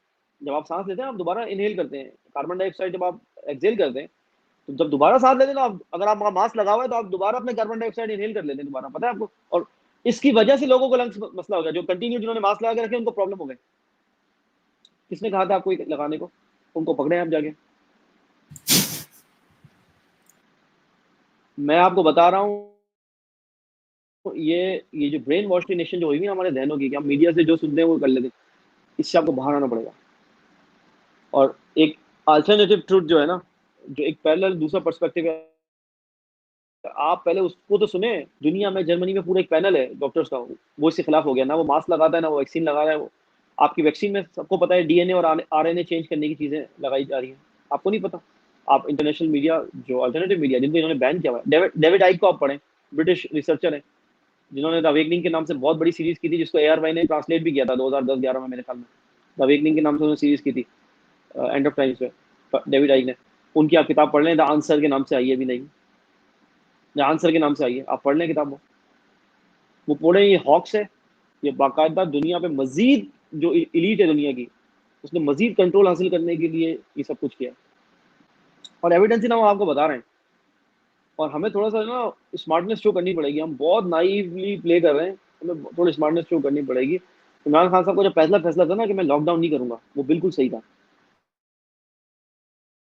आपको पता है वो क्यों था? कि मैं अगर ये बंद कर दूंगा तो ये सारी दुनिया, ये छोटे छोटे दुकानें और ये छाबड़ी वाले और ये बेचारे कहाँ जाएंगे? वो बिल्कुल, उनकी गट फीलिंग थी, वो बिल्कुल सही थी। उसके बाद उनको मुशीरों ने बोला नहीं नहीं आप करें ना। अच्छा, सिंध गवर्नमेंट ने बोला अगर वफाक नहीं करेगा हम तो करेंगे। देखो, सिंध गवर्नमेंट हमेशा वो काम करती है जो आवाम के खिलाफ होता है, ये तो आप बात रख लें। सिंध गवर्नमेंट जो भी काम कर रही होगी ना, आप ऐसे उसको उसका वो आवाम के खिलाफ होगी। देखें, एजुकेशन, यूनिफॉर्म एजुकेशन पॉलिसी आई, तीनों सूबों ने इत्तेफाक किया, सिंध गवर्नमेंट ने बोला हम नहीं करेंगे। तो यूनिफॉर्म एजुकेशन होने जा रही थी, अलग हो गए। इमरान खान साहब ने बोला सख्त लॉकडाउन नहीं करो, नहीं करो, इन्होंने बोला नहीं हम सब करेंगे। इनको तो कुछ नहीं जा रहा। ये तो वडेरे और मतलब जागीरदार और ये लोग हैं। आम आवाम, middle class, lower middle class, गरीब आदमी कहाँ जाएगा उसका? आम आपको खुद को भी पता है ग्राउंड पे कि क्या बेरोजगारी का आलम है, लोगों के businessmen और आप जी रहे ना। वायरस ने क्या किया मुझे बताओ आप? पाकिस्तानी कौम ने तो वैसे भी सीरियसली लिया इस वायरस को। क्या हुआ? और ये आपको नहीं पता कि हॉस्पिटल में ये हुआ है कि बंदा मरा किसी और बीमारी से और उसके डेथ सर्टिफिकेट पे कोविड लिख एग्जैक्टली दिया गया रीजन। बिल्कुल, नहीं ये पता भी आपको ये बात? रिपोर्ट्स आई। ये इंटरनेशनली भी आई है और पाकिस्तान में भी आई है। ये सब एक हॉक्स है। जितनी जल्दी आप इसको समझ जाएंगे उतना बेहतर है, और जितना आप देर से समझेंगे अपना नुकसान कर रहे हैं इकनॉमिक तौर पर भी। और इमरान खान साहब को भी बहुत विजिलेंट रहने की जरूरत है। उनके आसपास के लोग जो है ना, वो पूरी तरीके से उनको ट्रैप करके चला रहे हैं। और उनकी जो जो नेक नियति है ना, वो डिसॉल्व हो जाएगी। वो जाके वो इम्पैक्ट, उसका इम्पैक्ट, वो अपना इम्पैक्ट खो देगी अगर आप बार बार गलत डिसीजन लेते रहेंगे मुशीरों के जो है वो मशवरे पर। तो लोग तो फिर वही क्या हो रहा है यार। अब मुझे बताओ, बेरोजगारी है, महंगाई है, आवाम का यही तो मसला है, बेरोजगारी और महंगाई। ये जब तक कंट्रोल नहीं हो रहे, किसी ने आपका पोर्ट्रेट बना के आपको पूछना तो नहीं है ना। लोगों ने तो ये देखना है कि हमारे मसाइल हल हो रहे हैं कि नहीं हो रहे। एग्जैक्टली बिल्कुल। और कोविड एक बहुत लीथल वेपन के तौर पे यूज हुआ है। अनएम्प्लॉयमेंट, इन्फ्लेशन, लोगों की मईशत तबाह करने के लिए बड़ा लीथल वेपन के तौर पर इसको यूज किया गया है, इंटरनेशनली भी और हमारे यहाँ डोमेस्टिकली भी। इमरान खान साहब का पहला जो फैसला था, गट फीलिंग थी, वो बिल्कुल सही थी कि मैं बंद नहीं करूंगा। लेकिन उनको उस पर कायम नहीं रहने दिया। किसने नहीं कायम रहने दिया? उनके आसपास के लोगों ने। ये बात अब हमें समझनी होगी। और इतने एविडेंसेस मौजूद है, हम इस पर पूरा 2-3 घंटे का प्रोग्राम कर सकते हैं अगर आप इंटरनेशनली बात करें। और मैंने आपको रेफरेंस दिया कि 6 हफ्ते पहले जो ये कॉन्फ्रेंस हुई थी, आप जाके इसको गूगल करें, जो पैंडेमिक से पहले 6 हफ्ते पहले जो हुई थी, ये सिमुलेशन क्यों हुई थी? इनको कैसे पता था कि ये आ रहा है? ये कोइंसिडेंस है? आपको पता है ये उसने इत्तेफाक है सब कुछ? अगर आपको स्टिल लगता है कि उसने इत्तेफाक है तो यकीन करें, फिर आपको जो है ना वो चेक कराना चाहिए अपने आप को किसी साइकेट्रिस्ट से, कि जब वो इतने एविडेंस आपके सामने रखे हुए हो और उस पर भी आपकी आंखें नहीं खुल रही हो। इस लेवल की ब्रेन वॉशिंग और इंडोक्ट्रिनेशन हो चुकी है हमारे जहनों की। और मेन स्ट्रीम मीडिया इसमें मेन प्लेयर है, कॉर्पोरेट मीडिया है ना। इंटरनेशनली अगर आपको आ जाएंगे फंड्स, इंटरनेशनली अगर आपको वो आ जाएंगी, तो आपको करना है। वो तो प्रॉफिट के लिए काम करता है। देखें, एक ऑर्गेनाइजेशन जो प्रॉफिट के लिए काम करती है, उसको जिस काम में प्रॉफिट होगा वो करेगी। ऑब्जेक्टिविटी से तो काम नहीं करते हमारे यहाँ। न्यूज ऑब्जेक्टिविटी से तो हमारे यहाँ ब्रेक नहीं करते लोग, अपने अपने मतलब की करते हैं। और आधे चैनल तो अपनी ही तारीफें करते रहते हैं कि हमने पहले जो है वो न्यूज ब्रेक की है उसके मुकाबले में, और उसने, आप देखें ये तो लेवल है हमारे यहाँ जर्नलिज्म का। तो आप क्या बात करेंगे? खुदा का शुक्र है कि हमारे पास ये सोशल मीडिया के तौर पर जो है वो अल्टरनेटिव जो है वो मौजूद है। अदरवाइज हम क्या करते, आप सोचें। बिल्कुल, बहुत मसले मसाइल हो जाते हैं सलमान भाई, और ज़ाहिर है आपने इसके बारे में पूरा जो है एक्सप्लेन भी किया। सो लोगों को विजिलेंट रहने की ज़रूरत है, और लोगों को चाहिए कि इस बारे में थोड़ा सा पढ़ें, जानें। अल्लाह ताला ने शऊर आपको दिया है, तो आप खुद ही डिसाइड करें चीज़ों को देख के, थोड़ा सा रिसर्च करके, और रिसर्च की आदत आपको डालनी चाहिए। और बहुत सारे लोग तो हमारे यहाँ जो है वो व्हाट्सएप पे और दूसरे सोशल मीडिया के ऊपर कोई भी बात जो है वो बगैर तस्दीक किए आगे भी बढ़ा देते हैं। बहुत पुरानी पुरानी न्यूज़ भी जो है वो करंट सिचुएशन के मुताबिक अगर उससे सिमिलर होती है, तो वो भी लोग जो है वो उसको स्प्रेड कर रहे होते हैं बगैर जाने और बगैर सोचे। तो आई होप कि लोग जो है इस बारे में अपना शऊर जो है वो इस्तेमाल करेंगे। ये जो आपने बिल्कुल वजह कहा अहमद, कि लोग बगैर तस्दीक के आगे पहुंचा देते बात। सूरह हुजरात में अगर आप जाएं, और मैं अपने व्यूअर्स को कहूंगा कि आप ज़रूर जाएं, सूरह हुजरात में आप जब पढ़ें तो सूरह हुजरात में इस मामले को कैटेगोरिकली जो है एड्रेस किया गया है कि आपके पास अगर कोई फासिक लेके आ जाए कोई न्यूज़, तो बगैर तस्दीक के उसको आपने आगे नहीं बढ़ाना। ऐसा ना हो कि आप किसी को नुकसान पहुंचा दें उस न्यूज़ की वजह से। तो तस्दीक किए बगैर, और फासिक, फासिक और फाजिर वही है ना जो कॉन्स्टेंटली झूठ बोलते हैं और जो जिनका रिकॉर्ड खराब हो। तो हमारी जो मेन स्ट्रीम मीडिया है उसके तो रिकॉर्ड बहुत खराब है, ठीक है ना। तो ऐसे मैं ही। आपको सीधा सीधा बोल रहा हूँ, कोई भी न्यूज़ आए उसको वेरीफाई किए बगैर आगे नहीं बढ़ाना आपने। और ये आजकल के यूथ को हम ये बात करेंगे कि बिल्कुल ना पहुंचाएं। ये व्हाट्सएप पे सिर्फ जो ये जो हमारे यूथ जो है ना, शेयर वाले बटन पे हाथ रख के भूल गए ना, बस share share share share share, कुछ खुद भी नहीं देखते और आगे शेयर करते थे। मैं ऐसे लोगों को भी जानता हूँ जिनको 1 मिनट पहले 10 मिनट की वीडियो रिसीव हुई है और उन्होंने दूसरे ही मिनट में वो शेयर कर दी बगैर देखे हुए। तो मैं हैरान हूँ यार, अब देख तो लोग यार देखो तो लोग ऐसे कुछ नहीं करते, लोग बोलते हैं यार बस हमारा नाम हो जाए कि हमने शेयर किया, कि हमने ये बात शेयर कर दी आगे, हमें खुद भी समझना है, कोई मसला नहीं है, लेकिन शेयर कर दो आगे। तो ये बगैर तस्दीक के जो आगे बढ़ी है, बल्कि आपने रेलिवेंट बात करी, ये करने की बहुत ज़रूरत है हमारे लोगों को। जी बिल्कुल जनाब। और प्रोग्राम के वक्त को देखते हुए, क्योंकि हमने दो टॉपिक्स, काफ़ी बड़े टॉपिक्स कवर किए हैं सलमान भाई, अब जो हमारे प्रोग्राम का आखिरी हिस्सा है वो हमेशा से ही होता है बुक रिव्यू का। बुक ऑफ द डे हम एक बुक रेकमेंड करते हैं। तो आज की बुक ऑफ द डे में आप कौन सी बुक रेकमेंड करेंगे और उसका रिव्यू क्या देंगे? जी जनाब। देखिए ये बड़ी बेस्ट सेलिंग बुक है, रॉबर्ट कियोसाकी की लिखी हुई है, रिच डैड पुअर डैड। तो रिच डैड पुअर डैड में बेसिकली थीम ये है कि रिच डैड पुअर डैड का टाइटल यूँ रखा है कि उनके जो अपने फादर थे उन्होंने उनको पुअर डैड कहा है उनकी सोच की वजह से, और जो इनके जो अंकल थे, जो इनके दोस्त के वालिद थे, उनको उन्होंने रिच डैड कहा है उनकी सोच की वजह से। जैसे कि ये बेसिकली ये बता रहे हैं कि अगर आपके मिडिल क्लास को और गरीब तबके को ये पता लग जाए चीज़ है बचपन से ही, मनी क्या चीज़ है, उसको हासिल कैसे किया जा सकता है, और उसको सस्टेन कैसे किया जा सकता है, उसको बढ़ाया कैसे जाता है, तो शायद वो गरीब ना रहें और मिडिल क्लास ना रहें, वो आगे जाके जो है उनकी जो है वो जो सोशल स्टेट है वो चेंज हो जाए। तो इट्स ऑल अबाउट दैट। तो हमारे यूथ के लिए कॉलेज, यूनिवर्सिटी, स्कूल में जो लोग पढ़ रहे हैं उनके लिए बहुत रेलिवेंट बुक है, ज़रूर पढ़िए।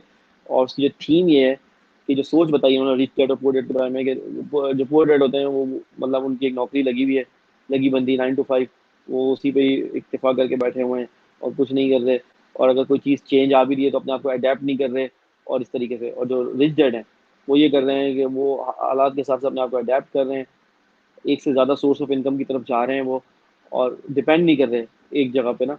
तो अगर खुदा ना खास्ता अगर एक जगह बंद हो जाती है, अगर एक सोर्स ऑफ इनकम खत्म हो जाती है, तो उनके पास दूसरी चीज़ें भी खुली हुई हैं अपने आप को, अपनी लाइवलीहुड के लिए। तो ये इसकी थीम है, और उन्होंने रिच डैड पुअर डैड का पूरा कंपेरिजन कराते चले हैं पूरी किताब में।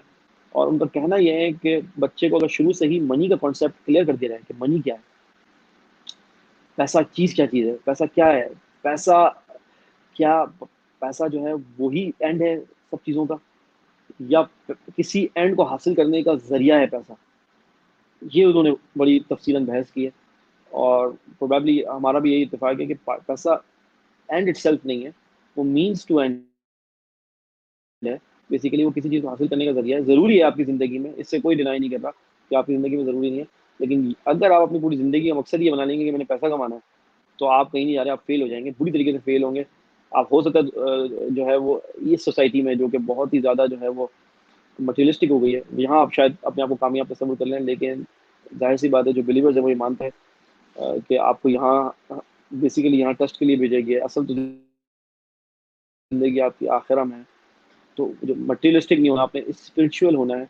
तो जब स्पिरिचुअल आप होते हैं ना, तो आप पैसे को एक ज़रिए के तौर पर इस्तेमाल करते हैं कि बस ज़रूरत के तहत चीज़ हो जाए, ज़रूरत जितना हमारी है उतना पूरी हो जाए, कोई एक्सेसिव नहीं हो, अगर है एक्सेसिव तो किसी की मदद कर दें, ठीक है ना? ये जो कॉन्सेप्ट है ना, ये हमारा होना चाहिए। लेकिन रॉबर्ट कियोसाकी इसमें ये बात करते हैं कि रिच डैड पुअर डैड में कि भाई 2 कंपेयर करा है उन्होंने, कि आप एक साथ सोर्स ऑफ इनकम रखें, और बच्चों को ये बात नसीहत करते हैं कि आप एक्सपेंसेस पे ना जाएँ, आप एसेट बनाएँ। छोटी उम्र से नहीं, आप खर्चों पे ना जाए, मतलब आप लोग पैसे आप खर्च कर दिए, पैसे आपने खर्च कर दिए, पैसे आप ये इस पे ना जाएं, आप जाएं एसेट बनाने पे, मतलब आप अपने असासे बनाएं, मतलब भले छोटी सी चीज़ से शुरू करें। अगर किसी के पास कम पैसे हैं वो एक बाइक ले ले, ठीक है, कम से कम उसका एसेट तो है ना, ठीक है, वो चला रहा है लेकिन उसका एसेट है, ठीक है। आप थोड़े और पैसे आ अच्छा। जाए तो आप कोई और एसेट ले लें, ताकि, और कॉन्सेप्ट ये है कि वो अगर आप एसेट ले लेंगे ना, तो एसेट आपका इनकम जनरेशन का सोर्स बन जाएगा, एसेट आपका इनकम जनरेशन का सोर्स बन जाएगा। चेंज जाए कि आप जो है वो बस खर्चे करते चले जाएं, एक्सपेंस एक्सपेंस करते जाएं, कोई एसेट ना बनाए, एक्सपेंस एक्सपेंस एक्सपेंस एक्सपेंस करते जाएं। अगर आप एसेट बनाएंगे तो वो आपको कल को जो है वो एक्सपेंस जो वो जो एसेट जो है आपका, वो इनकम जनरेशन का जो है वो बन जाएगा, जरिया बन जाएगा। तो ये मामला उन्होंने पूरा तफसील से बताया है कि किस तरीके से आपको इनकम जनरेशन अगर करनी है तो आपको एसेट्स बनाने पड़ेंगे। तो ये जो रॉबर्ट कियोसाकी ने बहुत तफसील से किया है, हम इस बात में ये बात एडिशनल कर रहे हैं कि हमारे बच्चों को बता रहे हैं कि आप एसेट भी बनाएं, आप इनकम जनरेशन, इनका इस्लाम में इनकम जनरेशन पे मसला नहीं है। आप देखें पूरी दुनिया का जो टैक्सेशन सिस्टम है, बड़ी मैं बड़ी रेलिवेंट बात कर रहा हूँ इस बुक के भी हवाले से, इस्लाम में ज़्यादा इनकम कमाने पे मसला नहीं है। इस्लाम को कोई मसला नहीं है कि आप रिच बन जाएं, कोई इशू नहीं है। आप पूरी दुनिया का टैक्सेशन सिस्टम ये है कि अगर आप ज़्यादा कमाएंगे आपको ज़्यादा टैक्स देना पड़ेगा, ऐसा ही है कि नहीं है? पाकिस्तान में भी ऐसा ही है, आपको इनकम टैक्स ज़्यादा देना पड़ेगा अगर आप ज़्यादा कमाते हैं। ऐसे। इस्लाम में जो टैक्सेशन है ना, जिसको आप ज़कात कहते हैं, वो एक्सेसिव सेविंग पे है। आपने इजाफी जो सेविंग की है ना, उस पे आपने टैक्स देना है। यानी इस्लाम जो होर्डिंग ऑफ मनी है ना, दौलत को जो जमा करना है, उसको डिस्करेज कर रहा है, ताकि वो जो है वो चैनलाइज होती रहे दौलत पूरी इकोनॉमी में ब्लड की तरह, और सबके पास वो एक्सचेंज ऑफ हैंड्स करे, लोगों के पास घूमती रहे, एक चंद लोगों के हाथ में जमा ना हो। और वही प्रॉब्लम हुआ है जो कैपिटलिस्टिक मॉडल है, उसमें ये जमा हुआ है कि कुछ लोगों के पास बहुत ज्यादा पैसा है, जो पाकिस्तान में भी आपको देखने को मिलेगा और दुनिया में भी। जैसे मैंने आपको बताया, ऑक्सफॉर्म ने एक पूरा वो लिखा था अपने थीसिस। उन्होंने कहा कि दुनिया के जो 8 अमीर तरीन लोग हैं, उनकी दौलत जो है वो दुनिया की आधी से ज्यादा आबादी से ज्यादा है। Would you believe it? 3.67 billion लोगों से ज्यादा है 8 लोगों की दौलत। ये बहुत ज्यादा इनकम जो है वो इनइक्वालिटी है। तो इस्लाम जो है ना, एक्सेसिव जो आपकी सेविंग है उसको डिस्करेज करता है, इसीलिए उसी पे ज़कात लगाता है। पूरी दुनिया का टैक्सेशन सिस्टम आपकी इनकम पे टैक्स लगाएगा, आप देख लें। वो आपकी सेविंग में नहीं लगाते, वो कहते हैं आपकी इनकम है, इनकम टैक्स दें। पाकिस्तान में भी इनकम टैक्स है। ज़कात क्या है? ज़कात क्या है? ज़कात ये है कि आपको, अगर आपकी एक्सेसिव सेविंग है, आपको पता थ्रेशोल्ड बता दिया है, वो आपको, वो उस तफसील में मैं नहीं जा रहा, कि आपको थ्रेशोल्ड बता दिया है कि कितने होंगे तो आपको देने। अगर उससे ज्यादा है आपके पास, तो उस पे आपको देनी है ज़कात, सालाना 2.5%। तो ये जो कॉन्सेप्ट है ना, फंडामेंटल डिफरेंसेस हैं कि दुनिया इनकम को टैक्स करती है और हम इस्लाम जो है वो एक्सेसिव सेविंग पे करता है। लेकिन ये वाली बात हो रही है। तो जैसे रॉबर्ट कियोसाकी की हम बात कर रहे हैं, कि उसने कहा है कि इनकम आप जनरेट करें, कोई मसला नहीं करें। और बहुत सारे और भी ऑथर हैं, उन्होंने भी ये बात कही कि आप इनकम जनरेट करें, लेकिन आप सोशल वेलफेयर भी करें, लोगों को दें भी, जो नीडी लोग हैं उनको दें भी। ये, बल्कि टॉनी रॉबिन्स तो कहते हैं बाकायदा कि मेरे को तो पैसे मिले ही इसीलिए हैं, मेरे को तो पैसे आए ही इसीलिए हैं। तो मेरे पास खाने का नहीं था, तो मैंने एक बंदे को निकाल के अपनी जेब से पैसे दिए, जो बिल्कुल आखिरी मेरे पास पैसे थे खाने के लिए। और उस दिन से मेरी दुनिया चेंज हो गई। आज मैंने मिलियंस और बिलियंस को जो है ना वो मील्स में डिस्ट्रीब्यूट कर चुका हूँ, पैसे कमा के। और मेरा ध्यान वही है कि बस लोगों को देना है। तो अल्लाह ताला ने उसको बहुत नवाजा, टोनी रॉबिन्स को, मतलब वन ऑफ द बिगेस्ट आपके मोटिवेशनल और ट्रांसफॉर्मेशनल स्पीकर आते हैं दुनिया के, यहाँ के नहीं, सिर्फ दुनिया के। तो इसी तरीके से रॉबर्ट कियोसाकी भी ये बोलते हैं कि आपको देना पड़ेगा, लेकिन उसके लिए ज़रूरी है कि पहले आपके पास तो हो। तो इनकम जनरेट आप कैसे करेंगे? आजकल के नौजवान को ये बताना है कि वो एसेट बनाए, और एसेट इस नीयत से बनाए कि वो इनकम जनरेट, इनकम मिल जाए। तो ये नहीं कि अपने पास पैसा होल्ड करके रख ले ना, वो फिर चैनलाइज करे, जो नीडी लोग हैं उनको दे। और अल्लाह ताला, वो तो आपको पता है, हमारे इस्लाम में बाकायदा कैटेगोरिकली बताया हुआ है कि 10 गुना अल्लाह ताला यहाँ देता है और 70 गुना आपको आखिरत में देगा, जो अगर ने एक पैनी भी जो है वो अगर आपने स्पेंड किया है अल्लाह की राह में इस नीयत से। तो पहले पूरा इस किताब का थीम ये है कि आप एसेट बनाएं और इनकम जनरेट करें। ठीक है, ना कि आप सिर्फ एक्सपेंस करते रहें, खर्चे करते रहें। आप देखें आज की जो मिलीनियल हमारी जनरेशन है, वो कहती है बस ठीक है यार, नया फोन ले लो, नई कार ले लो, नई बाइक ले लो, नया पीसी ले लो, नया लैपटॉप ले लो, नई ये ले लो, चिल मारो, घूमो फिरो, खर्च कर दो। ये सब चीज़ें करनी चाहिए अपने अपने प्रोपोर्शन में, लेकिन साथ साथ आपको इन एसेट भी जनरेट करना चाहिए। वही एसेट आपकी इनकम जनरेशन का सबब बनेगा। और आपको इनकम इस नीयत से आप जनरेट कराएं कि इनकम जब आपके पास आएगी, तो आप अपने आप को सिर्फ वेल ऑफ नहीं करेंगे, उससे अपने आप को फायदा नहीं देंगे, बाकी आप दूसरों को भी फायदा पहुंचाएंगे। तो ये स्कूल, यूनिवर्सिटी, कॉलेज लेवल के लोगों को जरूर पढ़नी चाहिए किताब, कि उनका बेसिक जो कॉन्सेप्ट है मनी के बारे में वो क्लियर हो जाएगा, और उनको समझ आएगा कि इनकम जनरेशन क्या चीज़ होती है, एसेट बनाना कैसे है, कैसे बनता है, और अपॉर्चुनिटी जब आती है एसेट बनाने की, वो तो वो किस तरीके से उसको एक्सप्लॉइट किया जाता है। तो it's all about that, Ahmad. Thank you so much और सलमान भाई, आपने बुक रिव्यू दिया। और जी बिल्कुल, मैं उसी तरफ ही आ रहा था जी सलमान भाई।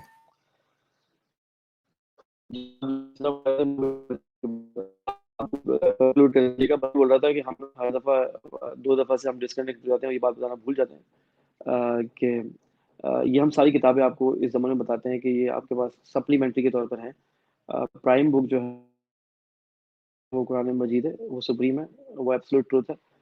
और कभी भी हम किसी भी बुक की रिकमेंडेशन दें, तो आप ये मत समझिएगा कि हम कोई आइसोलेशन में बात कर रहे हैं। हम हमेशा अगर बात करेंगे, कभी डिस्कनेक्ट हो जाते हैं, कभी ग्लिचेस आ जाते हैं, जो भी, हमेशा हम कोई भी बुक आपको रिकमेंड करेंगे, वो हमेशा जो है वो सप्लीमेंट्री के तौर पर हम आपको सजेस्ट करते हैं। फंडामेंटल और प्राइमरी तौर पर हम आपको हमेशा ये बात करेंगे, और आज भी हमने रेफरेंसेस आपको दिए, हमेशा आपके लिए जो एब्सोल्यूट ट्रूथ है, जो आपके लिए ज़ाब्ता हयात है मुकम्मल, वो कुरान मजीद है। अहमद इस बारे में जो है वो कंप्लीट करेंगे मामला। जी, बिल्कुल आपने सही कहा कि कुरान मजीद जो है वही हमारे लिए गाइडेंस का ज़रिया है, हर तरह की गाइडेंस का, ज़िंदगी के चाहे पर्सनल मामलात हों, चाहे वो इज्तिमाई मामलात हों, इकनॉमी से रिलेटेड मसले हों, हुकूमत कैसे चलानी है, किस तरीके से आप लोगों के हकूक़ देने हैं, ज़कात के मामलात क्या हैं, वो तमाम तर चीज़ें ज़िंदगी में जिन-जिन चीज़ों के मुतालिक आप सोच सकते हैं, जो-जो टॉपिक्स हैं, उन तमाम तर चीज़ों के हवाले से आपको कुरान से ही गाइडेंस मिलेगी। तो कुरान को आपको हमेशा से सुप्रीम रखना है, और वो क्योंकि वो सुप्रीम है, और आपको रोज़ कोशिश करना है कि जितना आप पढ़ सकें कुरान पाक को पढ़ें, कम पढ़ें या ज़्यादा पढ़ें, अपनी हिम्मत के मुताबिक आप पढ़ें और ज़रूर पढ़ें। और उसके बाद जो भी हम बुक रिव्यू करते हैं, रिव्यू देते हैं, जो बुक रिकमेंड करते हैं आपको, उनको आप फिर उसको पढ़ सकते हैं, लेकिन कुरान पाक से आपको पहले गाइडेंस लेनी है। तो जनाब ये था आज का तुरफ़ा तमाशा एपिसोड नंबर 17। आज हमने काफ़ी टॉपिक्स को कवर किया। उम्मीद करता हूँ कि आपको पसंद आया होगा आज का हमारे शो, और आप हमें अपना फीडबैक ज़रूर दीजिए। हमारा फेसबुक पेज है, जैसा कि नीचे ट्विटर पे भी चल रहा है, facebook.com/तुरफ़ा-तमाशा। ये हमारा फेसबुक का ऑफिशियल पेज है। साथ में अगर आप ट्विटर पे सलमान भाई को फॉलो करना चाहते हैं, तो उनकी ट्विटर पे हैंडल है उनका सलमान शाह _सैयद, और मुझे फॉलो करने के लिए आप अहमद जलील मेरे हैंडल के ऊपर आप मुझे ज़रूर फॉलो कर सकते हैं। प्रोग्राम का फीडबैक हमें ज़रूर दीजिएगा, स्ट्रीम को शेयर कर दीजिएगा, और पुराने जो हमारे जो जितनी भी एपिसोड हुई हैं, उनको देखने के लिए आप तुरफ़ा तमाशा के ऑफिशियल पेज पे या मेरे पेज पे या सलमान भाई के जो चैनल है उसके ऊपर आप जाके देख सकते हैं। This is Ahmed Jalil signing off from Turfa Tamasha. इंशाल्लाह आपसे अगली एपिसोड में मुलाकात होगी। अपना बहुत ज़्यादा ख्याल रखिएगा और दुआओं में याद रखिएगा हम लोगों को। पाकिस्तान जिंदाबाद। इस पुरफतन दौर में जीज़ की जस्तजू में वबा और कहत के खौफ में मुब्तला सियासी, माशी और समाजी मसाइल में घिरे हुए पाकिस्तानी और मगरिब व मशरिक़ के तहज़ीबी टकराव के दरमियान ये परेशान हाल मुमलिकत खुदादार अनगिनत वसाइल के बावजूद मसाइल में घिरी हुई। आखिर हकाइक हैं क्या? सच को तुतला देने वाले हकाइक व वाक़यात, बेदारी शऊर और हक गोई फ़र्ज़ है इस कौम पर, क्योंकि यहाँ लगा हुआ है एक तुरफ़ा तमाशा।